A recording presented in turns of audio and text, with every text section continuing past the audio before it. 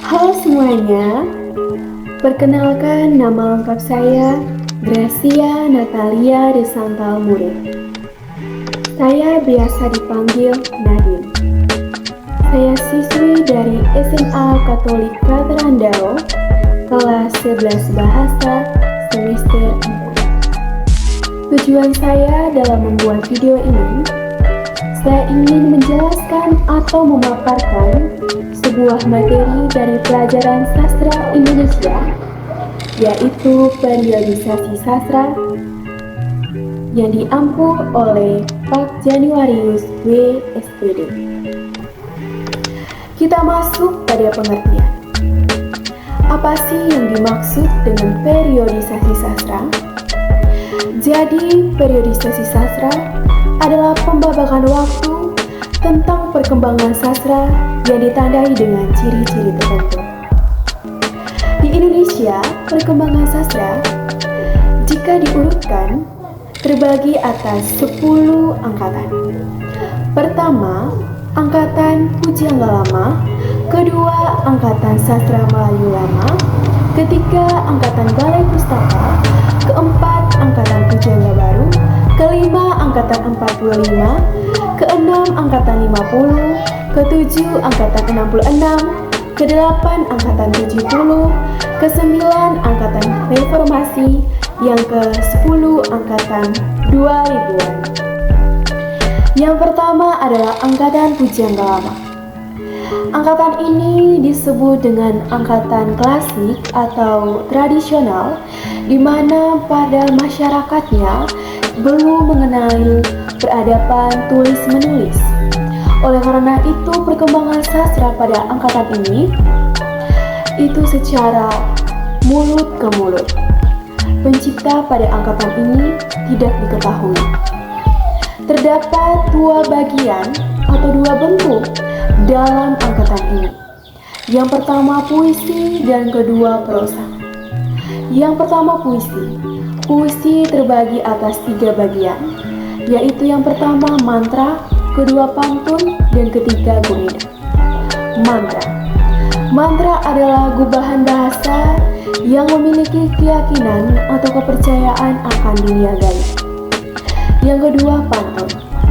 Pantun adalah sajak percintaan yang biasa dibawakan pada perayaan, contohnya pernikahan. Pantun memiliki beberapa ciri tertentu. Yang pertama terdiri dari 4 baris. Baris pertama dan kedua disebut sampiran. Baris ketiga dan keempat disebut isi. Pantun terdiri dari 8 sampai 12 suku kata. Yang ketiga, gurindam. Gurindam adalah sajak peribahasa yang memiliki rumus rima a terdiri dari 2 baris. Baris pertama sebab, baris kedua akibat. Gurindam berisikan ajaran, budi pekerti, dan keagamaan. Yang kedua prosa. Prosa terbagi lagi atas 4 bagian. Yang pertama fabel. Fabel merupakan cerita tokoh binatang namun mengambil peranan seperti manusia. Yang kedua legenda. Legenda terbagi atas 3, legenda asal-usul tumbuhan, legenda asal-usul dunia binatang, legenda asal-usul kejadian suatu tempat. Yang ketiga cerita pelipu lara yang memiliki fungsi sebagai menghibur hati seseorang. Yang keempat cerita jenaka. Yang kedua angkatan sastra Melayu Lama. Pada angkatan ini masyarakatnya telah mengenal peradaban tulis-menulis, terlebih ada pengaruh dari agama Hindu dan Islam. Terdapat 6 jenis dalam angkatan ini. Yang pertama, kisah tentang para nabi. Yang kedua, hikayat tentang Nabi Muhammad beserta keluarganya. Yang ketiga, hikayat tentang pahlawan-pahlawan Islam. Yang keempat, berisi ajaran-ajaran Islam. Yang kelima, cerita fiktif.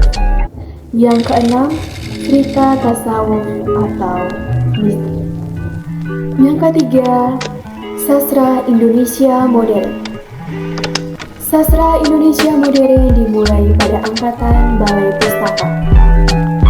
Pada angkatan Balai Pustaka, mengangkat tema tentang kehidupan sehari-hari atau masyarakat sentris, dan pada angkatan ini telah adanya pengaruh dari kesusastraan barat. Selanjutnya ada angkatan Pujangga Baru. Pada angkatan Pujangga Baru lahir sekitar tahun 30 sampai 40-an.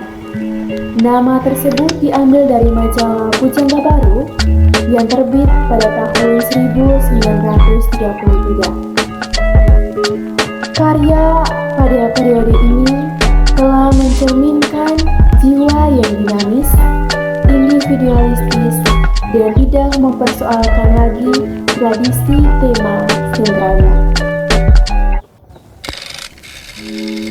Selanjutnya, angkatan 45. Angkatan 45 bersifat lebih realistis jika dibandingkan dengan angkatan Pujangga Baru yang romantis idealistis. Angkatan ini dikenal dengan angkatan Chairil Anwar dan angkatan kemerdekaan. Selanjutnya angkatan 50 ditandai dengan karya asuhan oleh H.B. Jasmin. Pada angkatan ini muncul adanya gerakan komunis di kalangan sastrawan yang tergabung dalam lembaga kebudayaan rakyat atau lekra yang realisme sosialisme.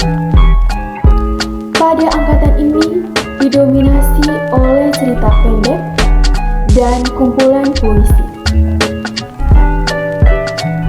Selanjutnya adalah angkatan 66. Pada angkatan 66, angkatan ini dicetuskan oleh H.B. Jasmin lewat bukunya yang berjudul Angkatan 66. Angkatan ini lahir bersamaan dengan kondisi politik Indonesia yang mengalami kekacauan akibat teror merajalelanya paham ideologi yang mengancam Pancasila. Angkatan 70-an.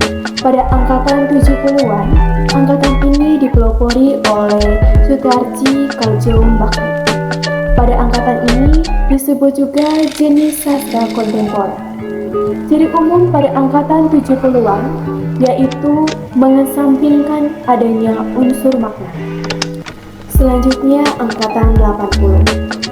Pada angkatan 80-an, angkatan ini berkutat pada ritual, agama, dan kekerabatan.